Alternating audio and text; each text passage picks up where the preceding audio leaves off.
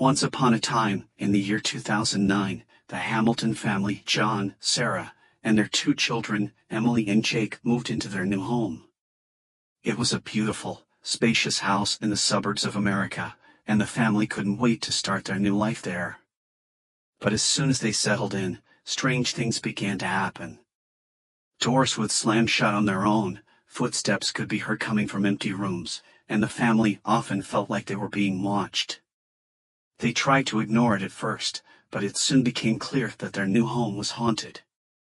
Desperate for help, they called in a priest, Father Joseph. Father Joseph was a seasoned exorcist who had dealt with many cases of possession and haunted houses in the past. He immediately began to investigate the house and the history behind it. As he dug deeper, he discovered that years before, an evil witch named Abigail had lived in the house.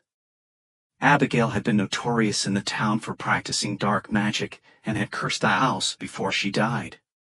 Father Joseph knew that he had to find a way to break the curse before it was too late.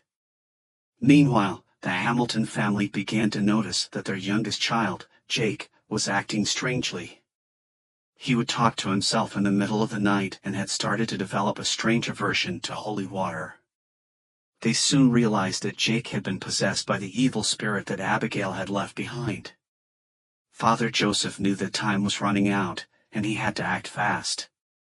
He performed a series of exorcisms on Jake, and with each one, the evil spirit became weaker and weaker. Finally, after weeks of battling the spirit, Father Joseph was able to break the curse. He discovered that Abigail had cursed the house because she had been betrayed by her own family, and she wanted revenge. With the curse lifted, the Hamilton family could finally breathe a sigh of relief. But the story doesn't end there. As they were packing up to leave, they heard a cackling laugh that chilled them to their bones. They turned around to see a shadowy figure disappearing into thin air. They knew that Abigail's spirit was still there, and they had to leave the house quickly before it was too late. The family hastily left the house and never looked back.